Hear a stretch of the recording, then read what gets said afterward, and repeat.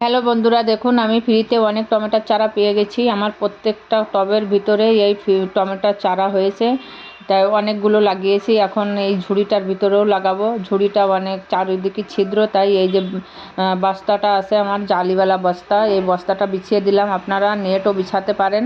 আর এর ভিতরে কিছু এই ছাদ ঝাড়ু দেওয়া কাচরা ভরেছি, তারপরে পেপার ছিঁড়ে আর কিচেন ওয়েস্ট বি ঢেলে আদা ঝুড়িটা ফিল করে নিয়েছি। তারপরে মাটির ভিতরে গোবর সার, নিম খোল, ইপসাম সল্ট আর একটুখানি হাড় কুচি মিলিয়ে মাটিটা তৈরি করে নিয়েছি আমি।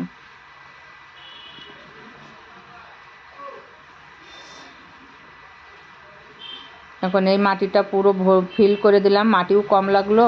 আর আমার যে নিচে যেসব কার্ডবোর্ড পেপার দিয়েছি ও ডিকম্পোস্ট হয়ে সার তৈরি হয়ে যাবে। আর এই জালিটা দেওয়ার একমাত্র কারণ যে ছিদ্র দিয়ে মাটি বের না হয় এই জন্য। আর জলটাও ভালোভাবে চলে যায়, মাটিটা ধুয়ে যাবে না। তারপরে এই টমেটোর চারাগুলো বসিয়ে আমি একটু জল ঢেলে ছায়াযুক্ত জায়গায় রেখে দেবো 2-3 দিন। তারপরে পুরো রোদ্দুরের ভিতরে রাখবো। ভিডিওটা ভালো লাগলে লাইক, কমেন্ট, শেয়ার করবেন আর সাবস্ক্রাইব করে আমার সাথে থাকবেন নতুন নতুন ভিডিও দেখার জন্য।